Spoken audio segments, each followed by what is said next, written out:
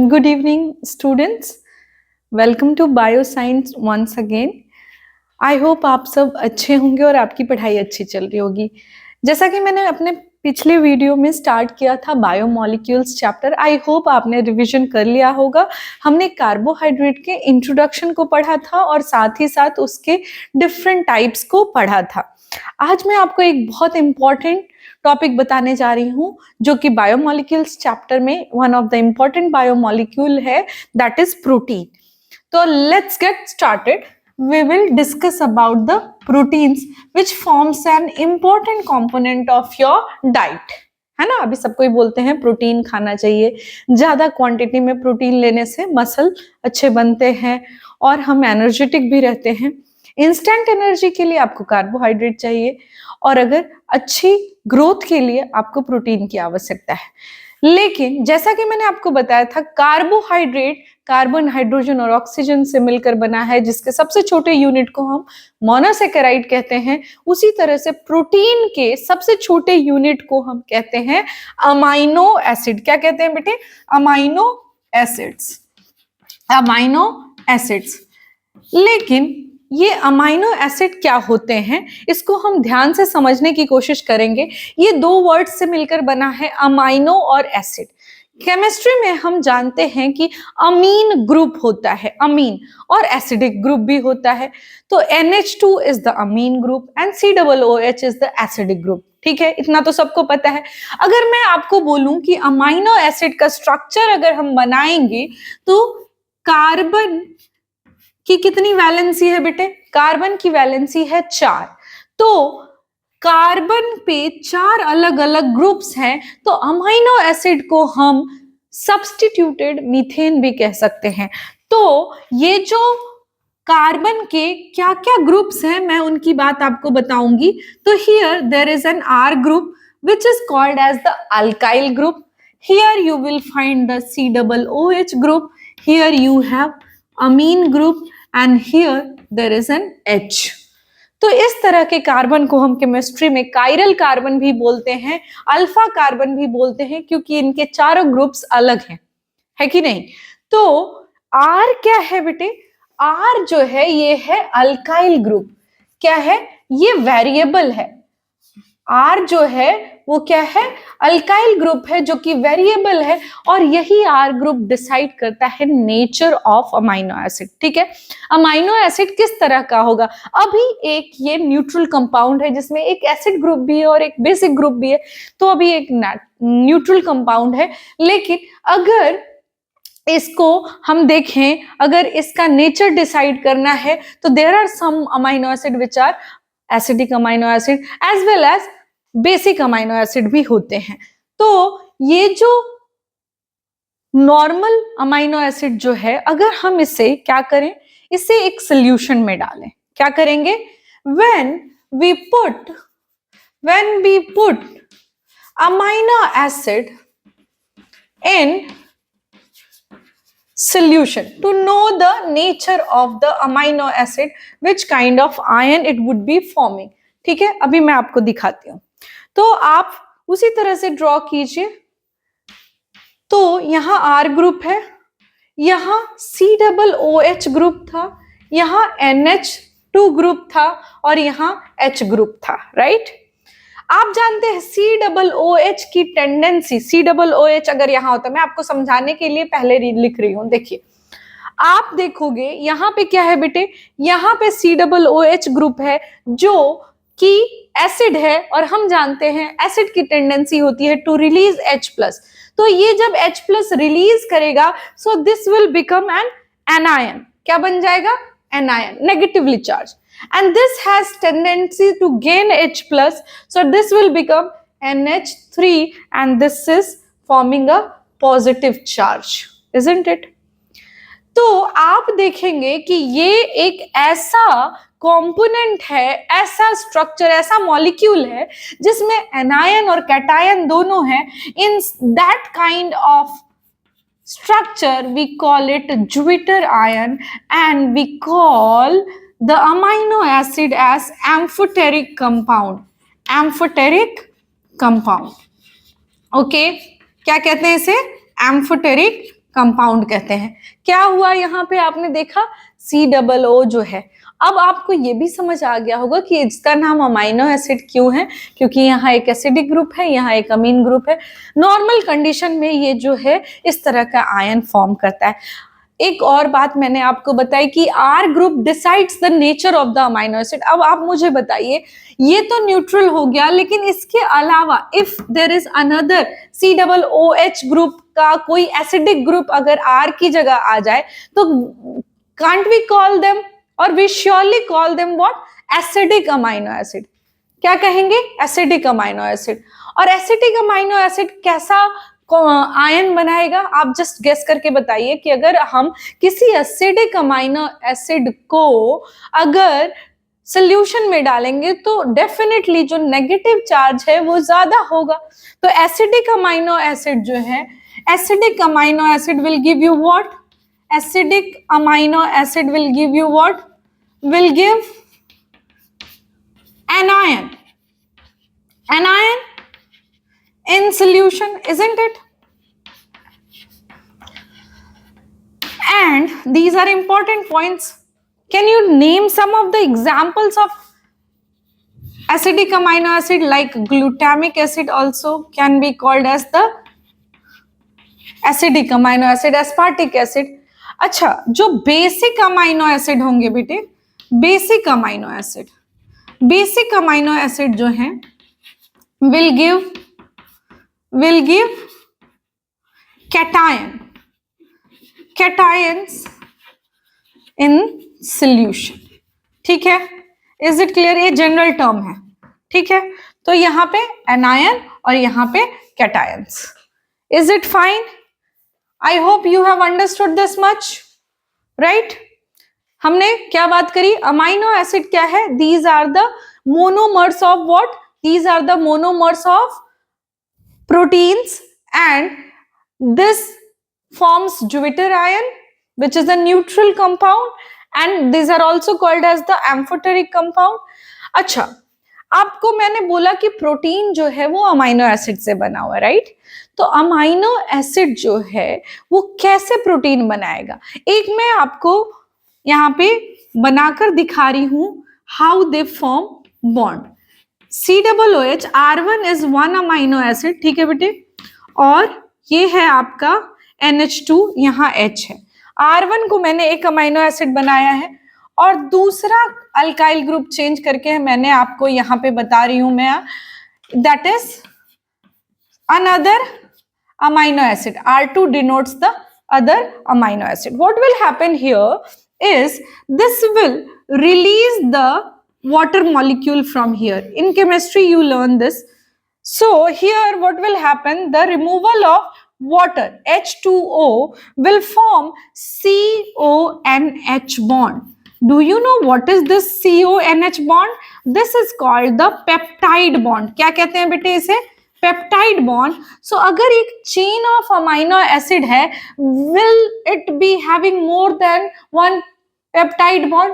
So can we call proteins as polypeptide, because it will be written as CONH and it is a repetition of that, so it is called as polypeptide because there are several peptide bonds. I hope you have understood this. Now I will be telling you that there are many amino acid present on earth, like approx more than 200 amino acids are there on earth, but out of that only 20 participates in protein synthesis. कितने participate करते हैं protein synthesis में? सिर्फ 20। Can we call them magic 20? Can we call? I hope you have jotted it down, and I am going to tell you about something magical. So I am erasing this.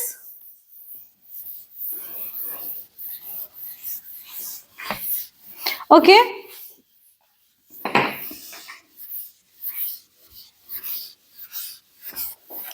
So हम बात करने वाले हैं magic 20 की। किसकी बात कर रहे हैं? मैजिक 20। क्यों कहा इन्हें मैजिक 20? क्योंकि ये पार्टिसिपेट करते हैं प्रोटीन सिंथेसिस में, ठीक है। तो मैजिक 20 में हम क्लासिफिकेशन पढ़ने वाले हैं। There are essential amino acid and non essential amino acid, non essential amino acid, ठीक है बेटे। दो तरह के अमाइनो एसिड हैं, कैसे कैसे? एसेंशियल अमाइनो एसिड और नॉन एसेंशियल अमाइनो एसिड। नाम से ही पता चल रहा है, essential means which is very very important for your body, but unfortunately they can not be synthesised by your body. तो आपको कैसे मिलेगा? ये जरूरी भी है और चाहिए भी। कैसे मिलेगा बोलो? आपको इसे डाइट से कंपनसेट करना पड़ेगा, आपको बाहर से लेना पड़ेगा ये प्रोटीन, ठीक है। तो क्योंकि हमारी बॉडी से सिंथेसाइज नहीं कर सकती, तो न्यूट्रिशनली ये हमारी बॉडी में जाता है, और नॉन एसेंशियल हमारी बॉडी खुद सिंथेसाइज कर सकती है विद डिफरेंट कंपोनेंट्स, ठीक है बेटे। तो हम इसका नाम, बहुत इंपॉर्टेंट है, हम एक बार नाम लिख लेते हैं, ठीक है। तो this is phenyl alanine, phenyl alanine. नाम मेरे साथ बोलते जाओ, फिनाइल एलानिन, वेलाइन, ठीक है, tryptophan, tryptophan, then we have threonine, then threonine, threonine, then we have isoleucine,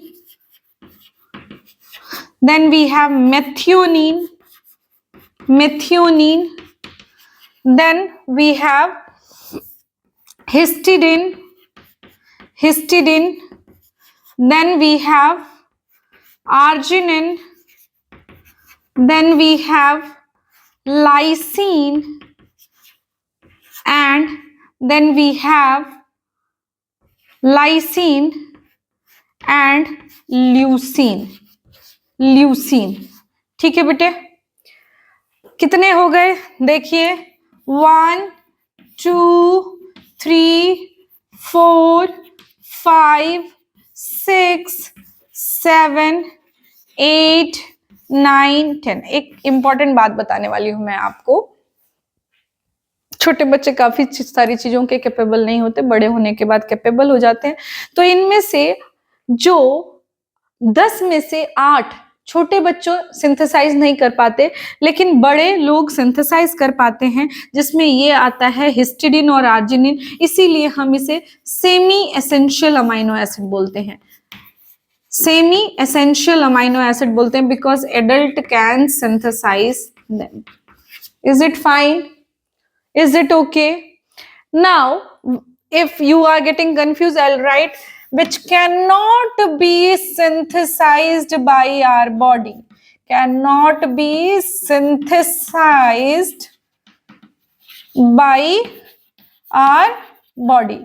ठीक है बेटे? Essential क्यों कहा? क्योंकि वो हमारी बॉडी सिंथेसाइज नहीं कर सकती. Which can be synthesized by body. By body, ठीक है। ह्यूमन बॉडी में सिंथेसाइज हो सकता है। चलिए मैं आपको अब इसके भी लिस्ट बता देती हूं। ग्लाइसिन, ग्लूटामेट और glutamine, glutamic acid, glutamic acid देखिए 3G, G क्यूब भी बोल सकते हैं। Then alanine, aspargine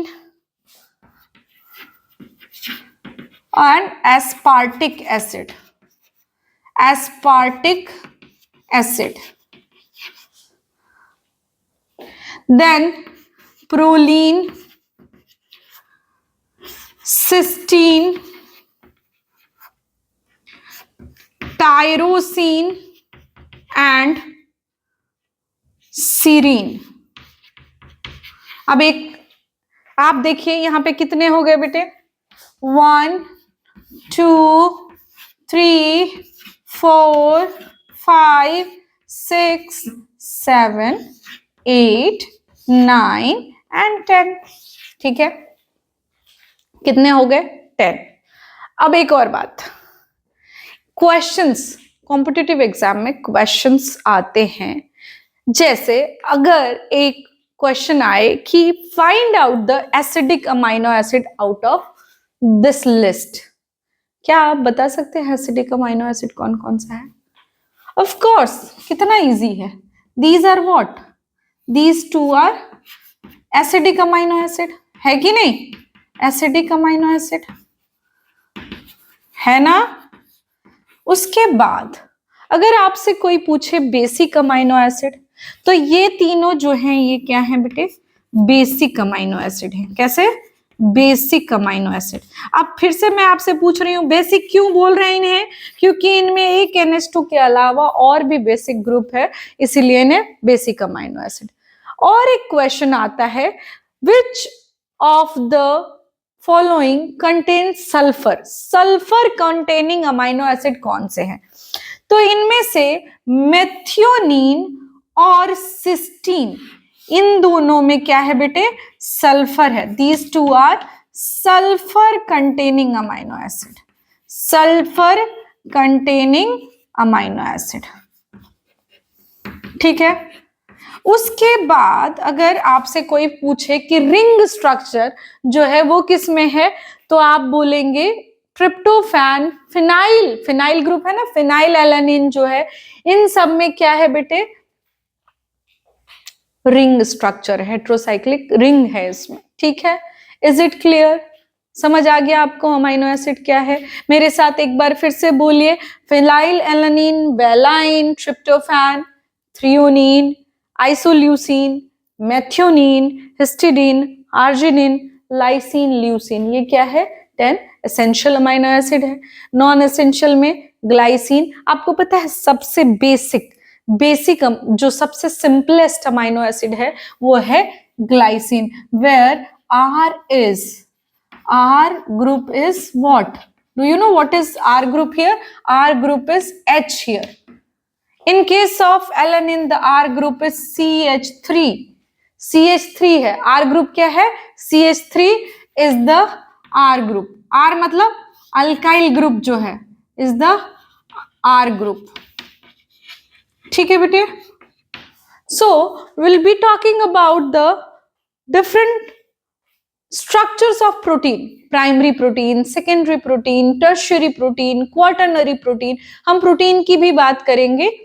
amino acid से फॉर्म होता है प्रोटीन, और प्रोटीन में होते हैं बॉन्ड्स, पेप्टाइड बॉन्ड्स। तो कैसे ये अरेंजमेंट होती है उसकी बात मैं बताने वाली हूं, ध्यान से सुनिएगा। तो प्राइमरी स्ट्रक्चर जो प्रोटीन का है, प्राइमरी स्ट्रक्चर मतलब सबसे सिंपल और लीनियर अरेंजमेंट अगर है तो उसे हम प्राइमरी स्ट्रक्चर कहेंगे। आपको मैंने स्ट्रक्चर बताया था अमाइनो एसिड का, लिंक मैं डाल दूंगी डिस्क्रिप्शन बॉक्स में। तो ये जो है, एक तरफ NH2 ग्रुप था और दूसरी तरफ COOH ग्रुप था, तो इसीलिए हमेशा जब भी आप एक प्रोटीन का पार्ट देखेंगे तो उसमें एक N टर्मिनल होगा और एक C टर्मिनल होगा। तो अगर ये अमाइनो एसिड हैं, आप मुझे बता सकते हैं कि इन 5 अमाइनो एसिड में टोटल पेप्टाइड बॉन्ड कितने होंगे? टोटल पेप्टाइड बॉन्ड कितने होंगे? Can you tell me? Out of like 2 amino acid are joined by 1 peptide bond, तो 1 2 3 4 कितने बॉन्ड हुए बेटे? 4 पेप्टाइड बॉन्ड हुए। ठीक है, तो अगर ये लीनियर फैशन में अरेंज्ड हैं, सिंपल बेसिक स्ट्रक्चर है इनका, 1D में है, तो इन्हें बोलते हैं हम प्राइमरी स्ट्रक्चर ऑफ प्रोटीन। एक एग्जांपल आप ले सकते हो इंसुलिन का। इंसुलिन में क्या होता है, जो कि एक्टिव इंसुलिन है, because insulin is found as pro insulin, लेकिन इंसुलिन में क्या होता है, 2 चेन होती है अमाइनो एसिड की, और उनमें बीच में डाइसल्फाइड बॉन्ड भी होता है apart from this peptide bond. तो ये है आपका प्राइमरी प्रोटीन।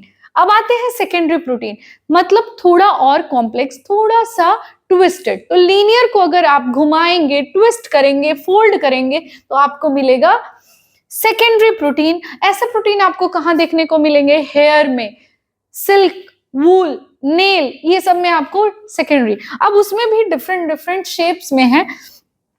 अल्फा हेलिक्स के फॉर्म में, हेलिकल स्ट्रक्चर में आप देखेंगे कि पेप्टाइड बॉन्ड तो ऑब्वियसली होगा, साथ ही साथ इनके बीच में जहां जहां फोल्डिंग हो रही है, after every 4 amino acid there will be hydrogen bond which will be called as intramolecular hydrogen bond. इसके अलावा beta pleated sheet, if you can see this it will look like an open book structure. Beta pleated sheet के form में भी मिलता है, ये जो है नेल में पाया जाने वाला जो प्रोटीन है बीटा प्लीटेड शीट के फॉर्म में मिलता है, और जो ट्रिपल हेलिक्स के फॉर्म में भी हो सकता है कौन, सेकेंडरी प्रोटीन। तो ये जो है ये डिफरेंशिएशन आप पढ़ सकते हो सेकेंडरी स्ट्रक्चर में कहां देखने को मिलेगा। अगर कोई क्वेश्चन पूछता है alpha helix and beta pleated sheets are the type of secondary protein.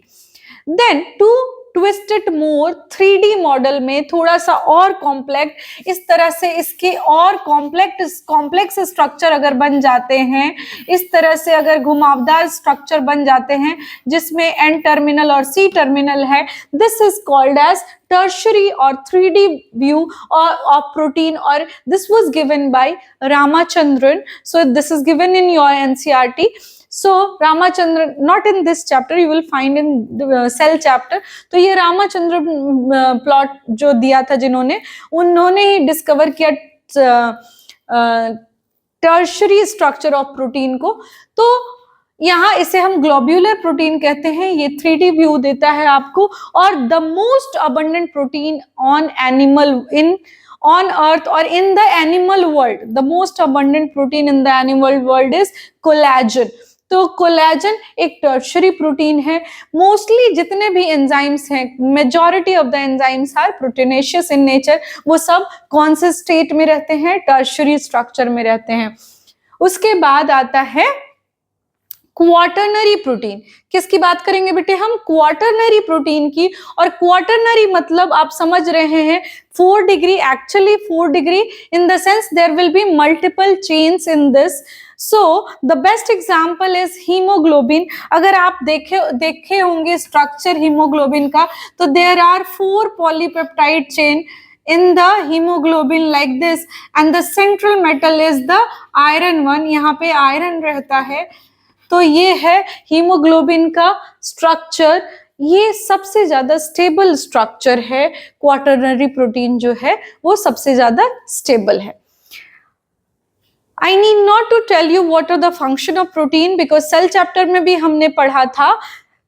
Majority of the enzymes, जैसा कि अभी थोड़ी देर पहले बोला मैंने, enzymes are proteinaceous in nature, लेकिन उसके अलावा कुछ नॉन एंजाइमेटिक फंक्शंस भी करते हैं प्रोटीन, जैसे कि ट्रांसपोर्टेशन में मदद करते हैं। जो प्लाज्मा मेम्ब्रेन में इंटेग्रल प्रोटीन है, they help in the facilitated diffusion of materials. Regulatory role है डिफेंस में, एंटीबॉडी फॉर्मेशन में, टॉक्सिक मटेरियल भी फॉर्म होता है बॉडी में sometimes, and the contractile, actin, myosin, these are the contractile protein which are non enzymatic in nature. इसके अलावा जो एक और बेसिस ऑफ क्लासिफिकेशन है कि अगर सिर्फ प्रोटीन है तो उसे क्या बोलेंगे, सिंपल प्रोटीन। लेकिन you must have heard about glycoprotein. Glycoprotein भी सुना होगा आपने, या न्यूक्लिक एसिड के साथ प्रोटीन, तो न्यूक्लियोप्रोटीन बोलेंगे उसे। तो इस तरह से अगर प्रोटीन किसी और चीज और बायोमोलिक्यूल के साथ एसोसिएटेड है, उसे हम क्या बोलेंगे, conjugate protein. Simple protein, only protein. Conjugate protein means mixture of protein and some other biomolecules. That is how we finish protein. I would recommend you to go through the NCERT class 11 line by line, and there are tables given there which is very very important. तो उन tables को पढ़िए. If you have any doubt related to this topic, you can ask me. That's all for today. Thank you so much.